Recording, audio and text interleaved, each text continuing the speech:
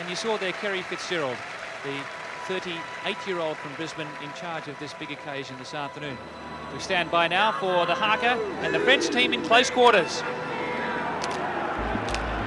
Se sentir gaillard, mais c'est pas le tout d'être gaillard à la présentation des équipes, c'est qu'après il faut répondre sur le terrain de la même manière. Il faut remettre un peu les choses aussi dans le contexte. Bon, il y a un cheminement effectivement de préparation par Jacques qui nous emmène là. Il y a une décision des joueurs, peut-être l'une des premières fois en ce qui concerne l'équipe de France. Faire face au haka, c'est profiter de l'événement, de cet événement exceptionnel qui est de jouer face à la meilleure équipe du monde. C'était vraiment le fait de...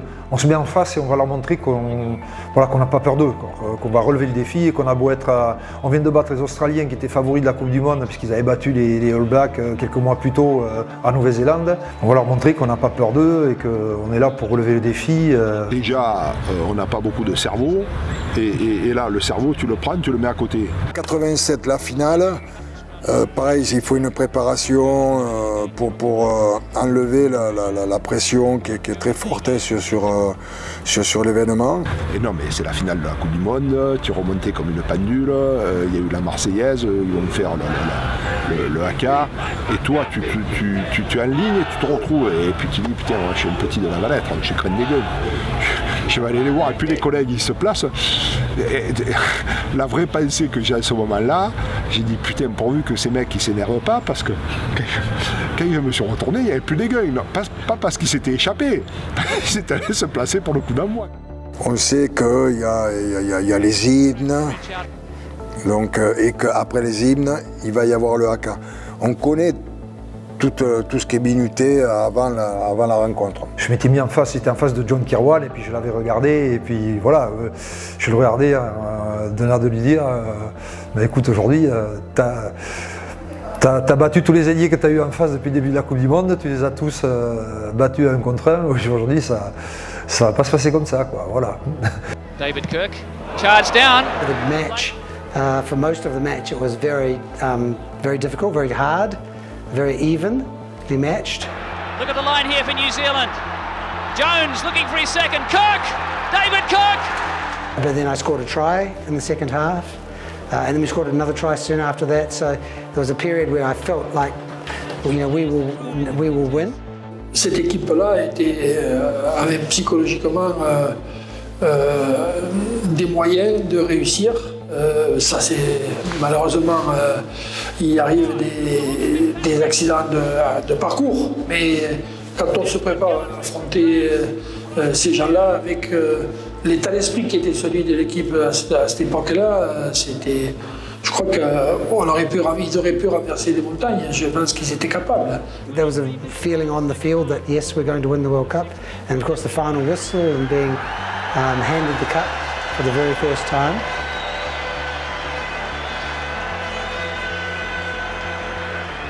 It was a wonderful feeling.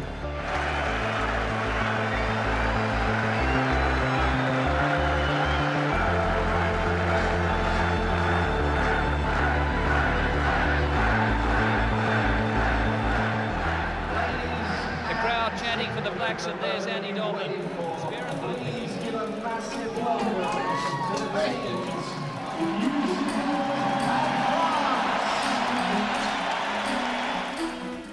Je dis souvent que si jamais tu arrives sur un terrain, tu fais les hymnes, tu sais pas qu'il y a le haka ni rien, que tu vois ça, tu rentres au vestiaire. Les 75 de France, la plus belle équipe du monde, les All Blacks, les Néo-Zélandais détiennent la meilleure attaque de la compétition avec 206 points marqués. C'était la demi-finale de Coupe du Monde.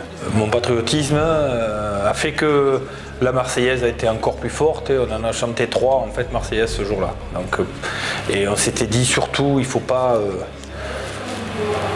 se laisser impressionner par le haka et surtout pas donner le coup d'envoi juste après le haka parce que eux ils sont transcendés et nous on est peut-être un peu moins transcendés. Donc on avait rechanté la Marseillaise entre nous.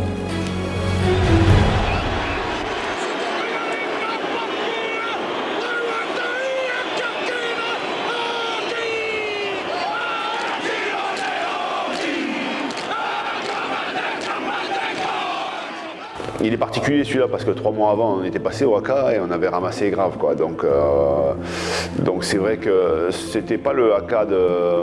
C'était en tout cas on voulait pas un haka de la honte. Quoi qu'il aille se passer sur le terrain, je sais que ça ne saurait pas été un haka de la honte, ce qu'on avait subi, je dirais, en Nouvelle-Zélande 3 mois avant, pendant la tournée d'été. Je me rappelle en 99 pour la Coupe du Monde, on s'était mis en rond, on avait chanté la Marseillaise, donc en fait on n'avait pas vécu le haka. On n'avait pas vu le haka. En 19, une deuxième Marseillaise, puisque pour préparer la demi-finale à Twickenham contre les All Blacks, il y a eu la première Marseillaise et après, spontanément, on s'était retrouvés les joueurs après le haka, juste avant le coup d'envoi, pour casser un peu le rythme. Et on s'était retrouvés, on avait rechanté une deuxième Marseillaise entre nous. Là aussi, pas mal de mes coéquipiers étaient très émus. Bon, c'est des artifices certaines fois, mais ça permet de sceller aussi toute la cohésion, la détermination d'un groupe. En demi-finale, je suis de dos au haka, face à mes coéquipiers, en train de réciter le dictionnaire de toutes les insultes qu'on peut avoir sur des joueurs de rugby. Préciser qu'à cette époque-là, il y avait quand même John Alomou qui restera le plus grand joueur, le plus impressionnant des joueurs de rugby que j'ai jamais connu. John Alomou, l'arbitre laisse l'avantage. John Alomou face à Tamak, Lomou, il faut l'arrêter. Il faut l'arrêter, il défonce tout. Oh là là. Oh là là. Quelle action de John Alomou. C'est un extraterrestre, Christian. Les matchs contre les Blacks, c'est toujours un moment particulier. Le sentiment de ridicule que tu peux avoir si tu passes à côté, c'est le même. Hein. C'est le même si c'est en Coupe du Monde ou lors des tournées. Hein. C'est juste le retentissement qui est un peu différent. Si on se rappelle l'historique de cette demi-finale en 99, 3 mois auparavant, on avait perdu 54-7, je crois, là-bas. Donc on n'était pas super favoris, me semble-t-il. Et on avait plus la trouille qu'autre chose. Pas la trouille de perdre ou de se faire mal, parce que moi, je connais pas, je peux pas accepter qu'un joueur de rugby qui me dit qu'il a jamais peur. Ça n'existe pas. On a toujours peur, mais cette peur-là, il faut la transformer en courage et en abnégation. On savait pas qu'on allait faire ça. On voulait surtout exister, quoi. On voulait refuser ce qui nous était promis. On savait que tout le rugby français attendait qu'on se fasse massacrer, bien sûr, dans son canapé. C'est comme ça le rugby français, tu sais. Et oui, c'est comme ça. Donc on savait que tout le monde regardait ces 15 petits joueurs se faire massacrer par les All Blacks qui étaient vaincus depuis 3 ans. On savait tout ça. On savait qu'on allait se faire... que tout le monde attendait qu'on disparaisse très rapidement des écrans. On savait tout ça. Il fallait que cette trouille qu'on avait, c'était pas la trouille physique, c'était la trouille d'être ridicule en fait. On ne voulait pas passer pour des peintres en demi-finale de Coupe du Monde, prendre 40 points comme ça s'était fait 2 mois auparavant. On avait conscience de faire ça, quoi. Puis on l'avait décidé, hein. Franchement on l'avait décidé. On avait décidé que ça ne se passerait pas comme ça, quoi. On était prêts franchement à en découdre, on était prêts à avoir très mal, à souffrir, à finir même peut-être le tournoi ce jour-là. Hein. On était prêts en tout cas à montrer qu'on avait été valeureux et qu'on pouvait perdre, mais qu'on pouvait perdre dignement et représenter le mieux possible notre pays, qu'est la France. C'est ce qu'on a mis en avant ce jour-là. Donc il y a eu un fort symbole en tout cas de préparation sur faire front, être digne et s'opposer, ouais, quoi qu'il arrive. C'est bien fait. Christophe Dominici est parti. Christophe Dominici a pris le ballon. C'est passé. Essai de Christophe Dominici, c'est un génie. Essai extraordinaire. Extraordinaire, va bien jouer de la part de Fabien Galtier, coup de pied dans la boîte, comme on dit. Un rebond favorable et Christophe Dominici qui surgit. J'avais intégré la kinésiologie, j'avais commencé à travailler dessus et voilà, c'était des méthodes, c'était soit l'anguille au milieu des rochers, ne va pas jouer sur leur force, soyons différents. Et c'est vrai qu'effectivement, si on avait joué sur la force des Blacks, je pense qu'on ne s'en serait pas trop sorti. Donc on avait essayé de jouer tout simplement à la française. Et ça n'avait pas trop mal fonctionné. Est-ce qu'on allait être à la hauteur ou pas? Des fois on l'a été, et des fois on ne l'a pas été. Mais c'est vrai que ce moment du haka, finalement, quand tu prends un peu de recul par rapport à ça, alors je ne sais pas si c'est un biais de perception, hein, mais tu as l'impression que quand tu as réussi le moment du haka, le match derrière a été réussi. Tu sais, quand tu es dans le bébé, tu ne vois pas. Tu sors, tu as le public, tu as les amis. Et moi j'étais pas trop de gens me connaissaient, tu vois. J'arrivais, j'étais un bon petit joueur, mais pas trop de gens me connaissaient. Et c'est vrai qu'à l'époque, j'avais le téléphone 9210, le Nokia, tu sais, les premiers là, 9210, les petits là. Il s'était arrêté à 77 messages, il ne pouvait plus en recevoir. Et ça sonnait, ça sonnait. Et donc je me prends la douche, tu sais. Je fume ma clope, tu vois. Et j'étais à Twickenham, et là il me dit la conférence de presse, il faut traverser le stade. Et là, ils avaient mis des barrières, et là il y avait de la foule, de la foule, de la foule, de la foule. Les gens voulaient des autographes, donc je mets beaucoup de temps déjà arrivé en conférence de presse. Et là, le speaker, il prend le truc et il dit « Et Mister Dominici arrive ». Et là, les journalistes sont tous venus vers moi. Et ce jour-là, j'ai compris que ma vie avait changé.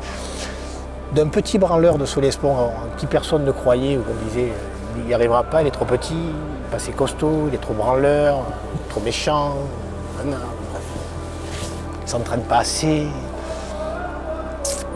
Mais ce jour-là, ma vie, donc voilà, a fondamentalement changé. Donc tous ces gens qui ont pensé ça, je m'excuse pour eux. Mais en tout cas, ma vie a changé ce jour-là. Très très bien négocié par Fabien Galtier, très bien terminé par Christophe Dominici.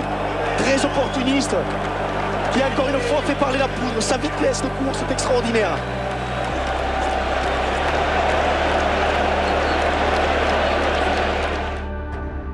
Mesdames et messieurs, la France et la Nouvelle-Zélande sur la pelouse du Millennium de Cardiff.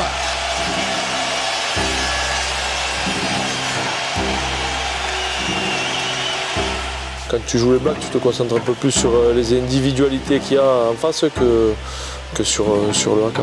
Ah, les frissons là, les frissons, c'est un moment fort que l'entrée des équipes dans l'arène. Pour un match. Après la défaite du match à Paris, où le seul moment de réconfort que j'ai reçu, c'était de ma mère qui me posait la question qu'est-ce qu'on peut faire contre ces All Blacks parce que quand ils font le haka, ils nous jettent des sorts. Chacun l'a vécu un peu différemment. Moi, ma mère, elle n'est pas africaine, donc il n'y avait pas de question de sort, tu vois. Mais si lui l'a vécu comme ça, mais c'est lui qui est à l'origine, en tout cas en 2007, de Bleu, Blanc, Rouge. Je me souviens de cette conversation et c'est là où je commence à vraiment cogiter pour me dire qu'est-ce que je vais faire, qu'est-ce qu'on va pouvoir faire pour justement se donner de la force, se donner de l'énergie pour jouer contre ces All Blacks. On était tellement peu attendus. Voilà, les Blacks ils marchaient sur tout le monde depuis 8 ans ou 10 ans même.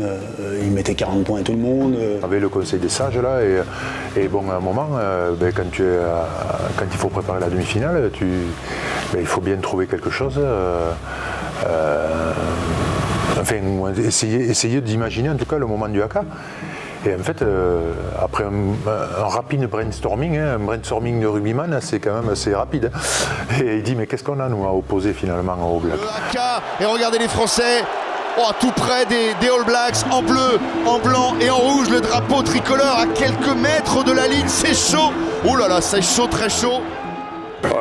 I remember thinking this doesn't happen that often, and you could see in their eyes that they were ready for the game. Je leur ai demandé de nous faire des t-shirts bleu, blanc, rouge, et donc ces t-shirts ont été fabriqués la veille pour le lendemain, et grâce à un partenaire qui venait au match, et donc on a essayé de faire simple. L'idée c'était de respecter le haka.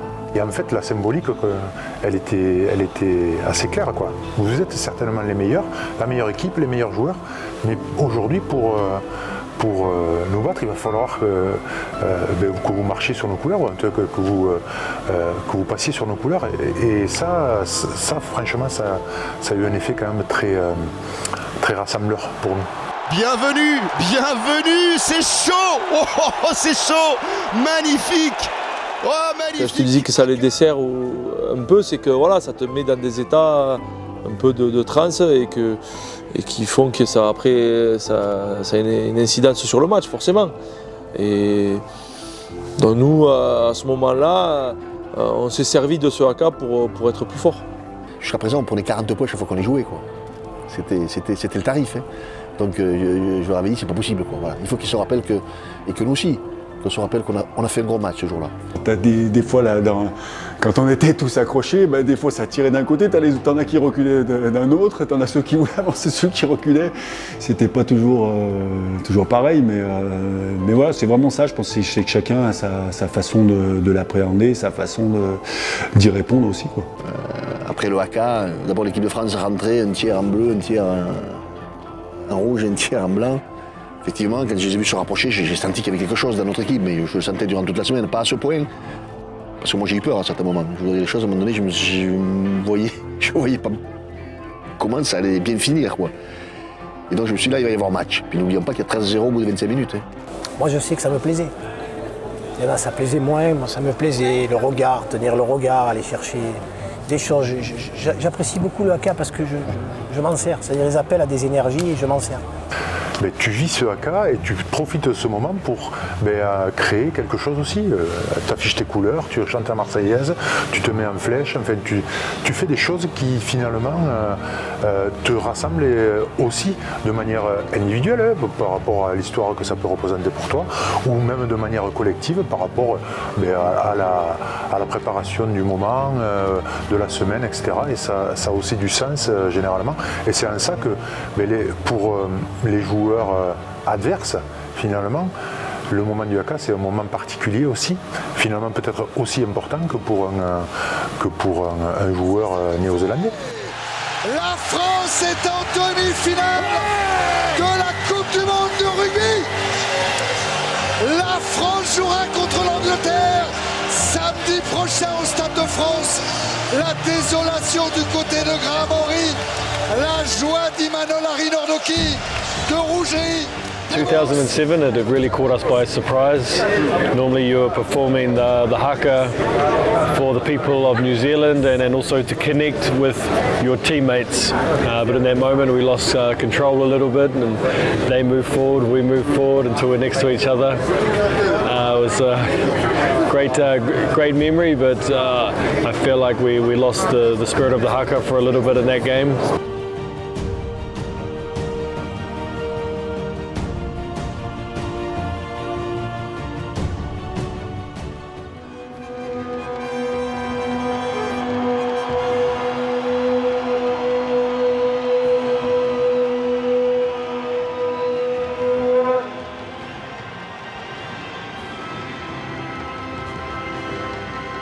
Et c'est au son de ces guerriers maoris que les deux équipes pénètrent sur la pelouse. Le trophée Webb Ellis, il est là, regardez, pas un joueur qui le regarde.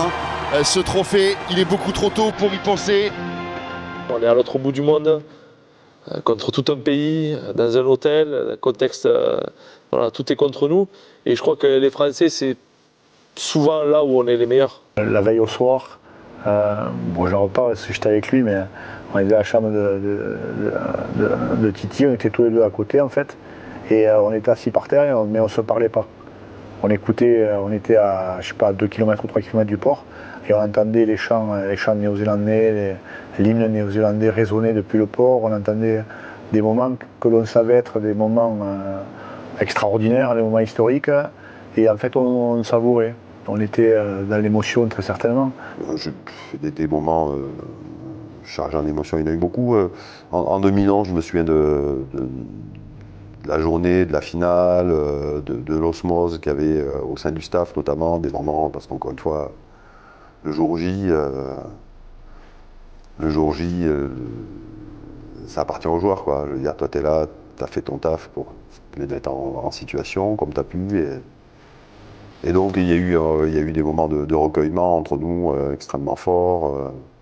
Je me souviens d'une Marseillaise notamment où on était monté en haut du Mont Eden, donc, qui surplombait le stade de l'Eden Park. Et tous ensemble, je parle du staff, et une Marseillaise qui spontanément... C'était mené à la Coupe du Monde, donc 33 ans, voilà, je me sentais bien physiquement et j'avais envie de tout donner parce que je savais que c'était la dernière, quoi. The French team and the All Blacks have this amazing rivalry. You know, it doesn't matter what happens between World Cups, but when you play against the French at a World Cup, they can be, on their day, the best team in the world. And we've experienced that in 1999 in the semi-final when the French beat the All Blacks, and also 2007. Enfin, dans l'histoire de l'équipe de France, il y a eu quand même pas mal de réponses, je dirais, au haka lors des Coupes du Monde. Mais un haka qui soit lors d'un test de novembre au Stade de France ou à Marseille ou à l'Eden Park ou à Twickenham, lors d'une Coupe du Monde, ça reste le même, quoi. Oh, premier grand moment de frisson avec ce haka et les Français qui se placent en V, main dans la main, et c'est parti. C'est pas un manque de respect au haka qui a été fait. C'est simplement un témoignage de la force collective qui peut être la nôtre. C'est pas plus que ça. Tu avais aussi marché en 2007, tu te dis voilà, il faut faire quelque chose parce que quelque part en face, ils se posent des questions aussi quand ils te voient arriver. 4 years later, we weren't surprised at all because we knew something would potentially they'd have up their sleeve like they did in 2007. So I just remember thinking when they did that, I said, oh, I expected something, but you could more see it in their body language that they were ready to play.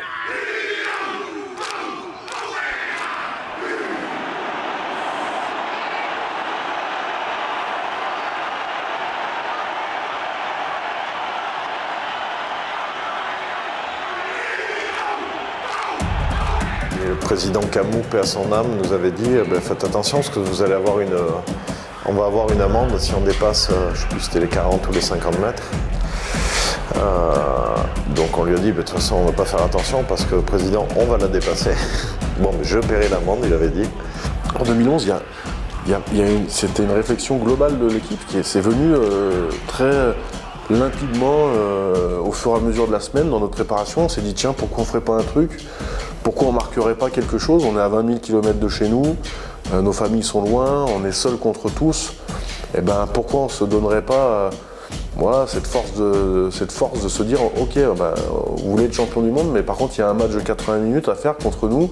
Et je peux vous dire que le maillot blanc qu'on va avoir ce samedi soir, il va être très dur à grimper dessus, parce qu'une fois que tu as décidé de les défier toi aussi, déjà tu es dans un état d'esprit qui est différent. Yeah, look, I understand. Like, I know teams get emotional, teams get fired up before a game, and the haka for us is powerful. For opposition, they need to find something as well. So as long as they do it in a respectful way, then I'm all for that, and I think that should be part of the game. On a avancé, effectivement, on aurait pu aller plus loin. On aurait vraiment pu, je crois, ce jour-là. Mais bon, c'est des souvenirs en tout cas extraordinaires. 2011, oui, lorsque j'ai vu ce V, cette attitude des joueurs là, et puis bon, dedans il y en avait quand même pas mal que je connaissais bien, donc il y avait une émotion forte, quoi. On s'est dit là ça y est, là ils sont prêts, parce que pour faire ça, fallait être gonflé, fallait vraiment avoir dans la tête de pouvoir gagner, quoi. Parce qu'il faut l'assumer derrière, hein. Et quand on voyait la tête de ces joueurs et leur attitude, c'était pas le haka, parce que le haka c'était toujours le même finalement. C'était ce qui se passait en face qui était le plus marquant. Et en 2011, je pense que moi je ne me serais pas arrêté. On voit Thierry de Sauteur qui en retient 2 ou 3. Et ouais. Il est sur le V, il s'arrête au 40, et le mec continue à avancer, Thierry il bouge pas, et en fait le V se transformé en autre V dans l'autre sens.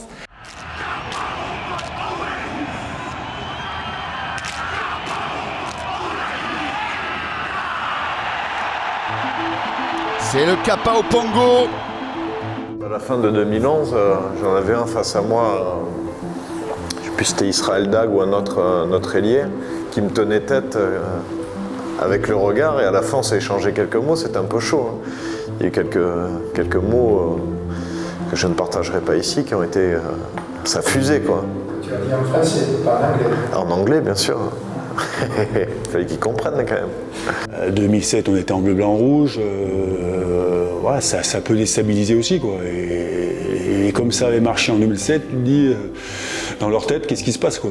Qu'est-ce qui se passe quand ils doivent arriver comme ça, quand ils doivent arriver soit en flèche, soit levé de la victoire. Tu peux le tourner un peu comme tu veux, mais je pense quand même que c'est déstabilisant de leur côté de se dire peut-être qu'est-ce qu'ils vont nous faire aujourd'hui, qu'est-ce qu'on va avoir, et tu vois que ils étaient pas, tu vois bien au hipou, machin, ils sont pas dans leur assiette, quoi. Nous souhaitions vraiment ne pas manquer de respect, parce que c'est quelque chose que l'on respecte, mais nous voulions aussi amener notre petite touche et montrer simplement le caractère aussi de l'équipe et ce que nous étions capables de faire. Je sais même pas comment décrire la bronca qu'il y a eu dès qu'ils ont vu qu'on avançait. Il y a un peu de stupéfaction, un peu de...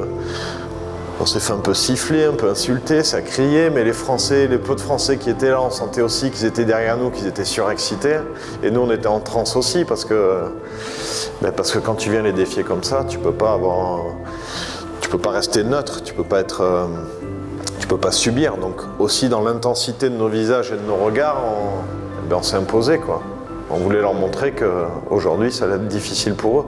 C'est vrai que c'est quelque chose qui se prépare et qui on le sent, un groupe ou une équipe en a besoin.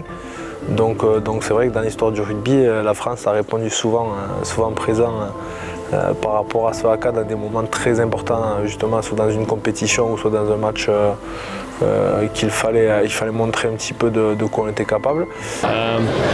You know, they can be a team that is very unpredictable, and when they're on form, and you know they can beat anyone on their day. And unfortunately, the All Blacks have been on the back end of a couple of fantastic games by the French team.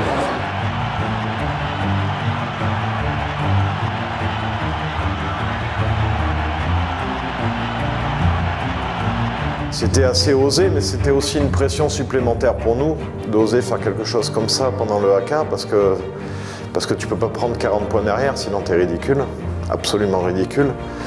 Donc nous, ça nous avait aussi galvanisé et poussé à l'excellence, je dirais, parce qu'il fallait pas être ridicule ensuite, quoi. Oui, honnêtement, avec ça, on prépare avant le match, on prépare pour une réaction comme ça, parce qu'on sait, c'est un grand match, l'adversaire fait quelque chose. Donc pour nous, ce n'est pas important. L'important, c'est juste nous et bloquer l'adversaire. L'idée, c'est de montrer que tu es là, mais pas en faire trop, parce qu'après, voilà, contre eux, il peut se passer quand même l'accident, tu vois, ou après, le match est plus compliqué que prévu. That was special. I have a lot of respect for the French team because that's what I talk about. The haka, we have our energy booster before the game, and then the French had their version of a reply, and for me that's awesome. That's part of the spectacle and the part of what we want to create before the game. So it was quite special, and it gave me goosebumps before the game. So it was incredible by both sides. Je me rappelle les mots de Jean-Pierre Rive, qui est venu nous voir la veille du match, qui s'est approché. Moi je connaissais, comme tout le monde connaît Jean-Pierre Rive, et il est venu sur le terrain, il s'est approché de moi. Moi je lui ai tendu la main pour dire bonjour, parce que Jean-Pierre bon voilà, bien évidemment. Et il m'a mis un coup de tête. Alors j'ai regardé, j'étais quand même surpris, je me suis dit quand même. Et il m'a regardé, il est resté collé, il m'a dit toi t'es un Toulousain, t'es quelqu'un d'extraordinaire. Vous étiez des hommes à enchaîner, vous êtes devenus des hommes libres, mais demain c'est pas des hommes libres qu'il faudra, c'est une révolution. I just remember thinking that they're here to play today. I think more from a spectator's point of view that certainly upped the atmosphere around the game. Et voilà, c'est fini, 8-7, score final. La Nouvelle-Zélande, 24 ans après son premier titre, est de nouveau championne du monde, de nouveau à l'Eden Park et de nouveau contre la France. Ouais, touché, les Français KO debout, qui n'auront rien à se reprocher. Magnifique performance Les hommes de Marc Livremont qui méritaient peut-être, qui méritaient sûrement de l'emporter dans ce match. Ils l'ont... On parlait tout à l'heure de cette petite crainte, de cette petite peur qu'il y avait. Mais au final, je pense que les grands joueurs dans les grands événements, je le dis parfois aux mecs, les grands joueurs dans les grands événements, c'est les moments où il faut être présent et où il faut avancer. On n'avait peur de rien à ce moment-là, qu'on était vraiment dans un état conquérant et puis dans une position qu'on adore français, hein, c'est que personne ne croyait en nous, tout le monde pensait qu'on allait prendre 40 points, même les médias français se demandaient ce qu'on foutait là en finale de Coupe du Monde, donc quoi de mieux pour se préparer en tant que bon français et bon latin. Oui, c'était très bien, c'est un très bon souvenir. Alors aujourd'hui c'est un très bon souvenir, hein. C'est vrai que la fin est un peu tragique on va dire pour nous parce qu'on a échoué vraiment très proche de l'objectif qui était de remporter une première Coupe du Monde pour la France. Mais aujourd'hui voilà, il n'y a plus de regrets, il n'y a que des bons souvenirs parce que voilà, c'est l'aventure humaine finalement qu'on a vécue qui aujourd'hui prend le dessus sur le résultat et sur cette compétition. Donc oui, aujourd'hui, je peux te dire que c'était bien. Et en 2011,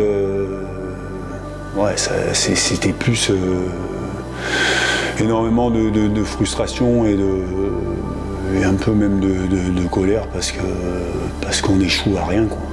Et sur ce match-là, il n'y avait rien à dire si on gagnait, quoi. Donc c'est plus ça, j'aurais préféré en prendre 30 points que perdre, malheureusement. On a été très très agressif ce jour-là. Je l'ai revu il n'y a pas très longtemps, la finale, il y a quelques années là. Je ne l'avais pas revu pendant X années, je dirais. Pour dire la vérité, le match, je l'ai jamais regardé. Je l'ai jamais regardé. Et je ne suis pas encore prêt, je crois. C'est pour ça, très certainement. Je vais attendre que le temps passe et que ce soit devenu peut-être plus raisonnable, en tout cas sur les décisions.